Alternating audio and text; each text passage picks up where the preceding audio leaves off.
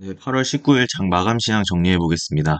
코스피는 2670선 마감했고, 약보합 마감했습니다. 개인이 1400억 정도 매수, 외국인은 1420억 매도, 기관은 160억 정도 매도했습니다. 코스닥은 770선 마감했고, 1.13% 하락 마감했습니다. 개인이 1400억 정도 매수, 외국인과 기관이 매도했습니다. 오늘은 전반적으로 외인과 기관이 매도하는 형태가 나왔고 개인이 그거를 다 받아주는 장세가 나왔습니다. 금요일 나스닥은 17,600선 마감했고 강보합 마감했습니다. S&P 500 또한 5,500선으로 거의 보합 수준으로 마감했습니다. 오늘 환율이 많이 내렸는데요. 원화 가치가 올라간 거죠. 그러니까 원달러 환율이 1,336원 마감했고요. 원 엔화 환율도 915원으로 마감했습니다. 오늘 전체적으로 보시면 바이오주의 날이었다라고 보시면 될 것 같습니다. 최근 코로나랑 엠폭스 관련된 감염병들이 많이 번지면서 그와 관련된 진단 키트, 치료제, 백신 이러한 그 관련된 주식들이 상한가 가는 종목들이 많이 나왔습니다.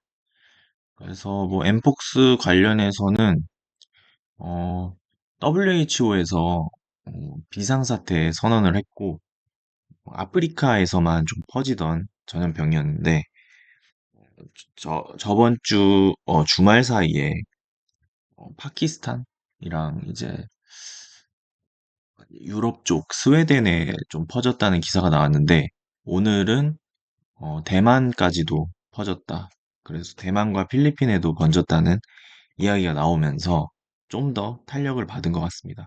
그래서 계속 이 확진자가 나왔다는 기사들이 나올 때마다 이 종목들은 좀 튀어 오를 것 같고, 코로나 또한, 8월 말까지는 좀 더 번질 가능성이 높다고 하니까, 이와 관련된 주식들이 계속 움직이지 않을까 하는 생각은 듭니다.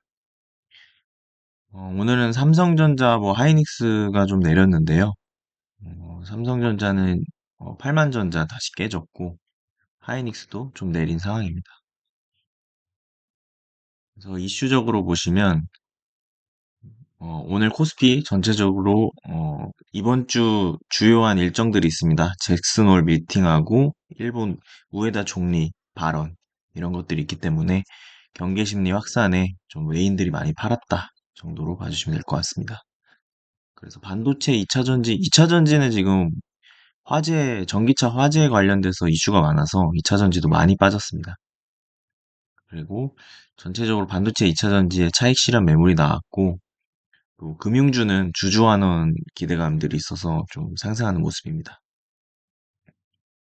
그리고 한국석유공사에서 대한고래 관련해서 어, 열심히 추진하고 있다라는 기사가 나왔는데 과거 동해 가스전 개발을 성공시켰던 경험이 있기 때문에 이걸 기반으로 이번에 석유 개발에 집중할 계획이라고 합니다. 또 12월에 시추를 들어가는데 엑손모빌이 지금까지 그 가스전 유전 개발을 못했었던 곳에 가서 다른 방식으로 시도해서 성공했었던 전략이 많은데 그거를 베껴서 석유공사도 엑손모빌이 지금까지 안 나오던 곳에서 나오게 만든 방법 그러한 방법들을 시도할 거라고 합니다. 그래서 그냥 한 방울도 안 나올 확률은 거의 없다고 보시면 되고 얼만큼 많이 나오냐 이거를 집중해서 볼 예정이라고 합니다. 다음으로는 이제 일학게임이죠. 우리나라 사람들이 엔저 때문에 일본 주식시장에 투자를 했었는데, 어, 일본 엔화를 통해서 미국 장기채 투자하는 ETF를 샀었는데, 그게 많이 손실이 났었었는데, 이번에 많이 올라서 차익 실현에 나섰다고 합니다. 그래서 미국 장기채 ETF를 대거 차익 실현하는 모습이 나오고 있다라는 내용이었습니다. 그리고 수출 라면 10개 중 6개는 삼양이다. 삼양 라면이 계속해서 강력한 모습인데, 미국은 지금 물가가 좀 내렸다고는 하나, 유튜브나 이런 거 찾아보면 실제 서민들이 월에 그냥 숨만 쉬어도 나가는 돈이 한 900만 원 정도 나간다고 하기 때문에 외식이랑 이런 게 많이 줄었다고 합니다. 그래서 좀 더 이 K라면이 좀 주목받고 있는 것 같고 이러한 고금리의 뭐 힘든 상황에서 K라면이나 필수 소비재, 뭐 화장품까지 요즘 필수 소비재로 보죠. 이런 관련된 종목들이 좀 미국에서 좀 잘 나가고 있다라고 보시면 될 것 같고 좀 요즘은 가성비 좋은 게 좋고 반드시 필요한 것만 소비하는 소비 트렌드가 있다고 합니다. 옛날엔 욜로였다면 요즘은 요노라고 해서 반드시 필요한 것만 산다라는 소비 트렌드가 있다는 점. 이런 것들을 이제 코로나 이후에 나온 소비 트렌드라고 합니다. 그래서 이 트렌드에 맞게 기업들이 돈을 벌고 있기 때문에 이런 것도 잘 생각을 하면서 과거 욜로에 맞게 막 명품 이런 거는 잘 안 나간다로 이해하시면 될 것 같습니다.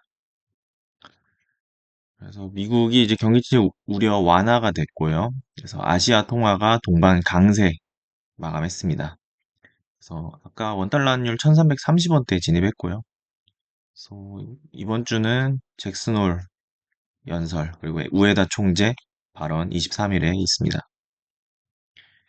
SK 하이닉스 관련된 기사인데요. 미국 빅테크 M7에서 HBM 커스텀을 요청했다고 합니다. 그래서 SK 하이닉스는 이번 기회를 잘 살릴 것이다라는 건데 TSMC도 초반에 클 때 이런 식으로 컸죠.